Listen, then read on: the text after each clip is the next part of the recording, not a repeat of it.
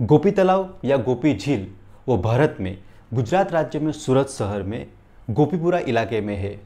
वो गोपी मालिक ने लगभग 1510 में वो गोपी तालाब बनवाया था। वो गुजरात सल्तनत के दौरान सूरत के समृद्ध व्यापारी भी थे और सूरत के राज्यपाल भी थे। सन 2012 में सूरत नगर निगम ने इस झील का नवीनीकरण किया था। गोपी मालिक एक ब्राह्मण व्यापारी थे। वो सूरत में बस गए। सूरत के विकास के लिए उनको जिम्मेदार ठहराया जाता है। उनके द्वारा विकसित क्षेत्र को गोपीपुरा कहा जाता था। गुजरात राज्य के राजा ने उन्हें मालिक की उपाधि दी थी। जिस शहर को उन्होंने विकसित किया था वह अभी भी अनाम था। कुछ ज्योतिषियों से परामर्श करके सूरज या सूर्यपुर दो नाम का प्रस्ताव रखा, लेकिन नाम में हिंदू धर्म का झुकाव होने के कारण गुजरात के राजा ने नापसंद किया और उन्होंने खुद एक नाम सोचा, सूरत। सुन्नत के आधार पे, सुन्नत यानी कुरान के अध्यायों का शीर्षक। गोपी मालिक को पुर्तगाली साहित्य में सूरत और भरूच के भगवान के रूप में प्रस्तुत किया है। 1573 में सम्राट अकबर ने सूरत की घेराबंदी के दौरान झील के पास अपना सैन्य आधार शिविर स्थापित किया था।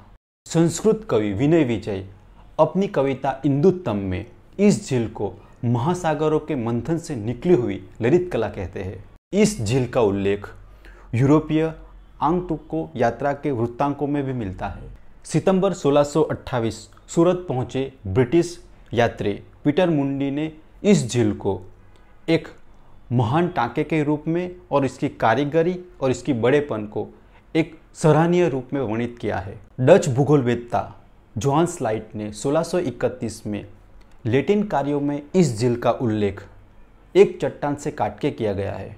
1638 में सूरत पहुंचने वाले जर्मन एडवेंचरर जोहान अल्ब्रेक्ट मेडेल्सो उन्होंने इस झील का वर्णन एक विशाल झील की तरह और उसके चारों ओर की सीढ़ियों का वर्णन और उस घर का उल्लेख किया जो केंद्र में खड़ा था, लेकिन गलत तरीके से इसकी शानदार संरचना का निर्माता का मकबरा कहना।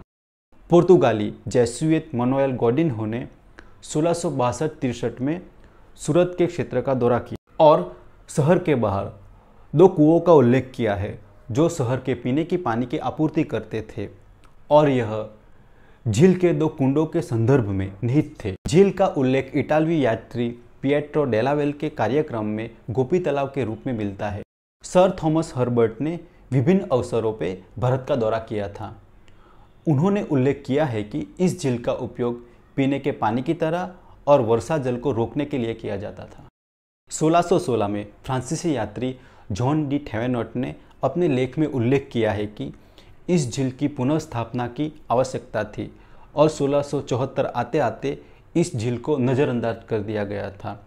1717 आते आते तक ये झील खंडर बन गई थी, लेकिन सूरत नगर निगम ने इस झील को, इस गोपी तालाब को एक महत्वपूर्ण पर्यटक स्थल की तरह पुनर्स्थापित किया है।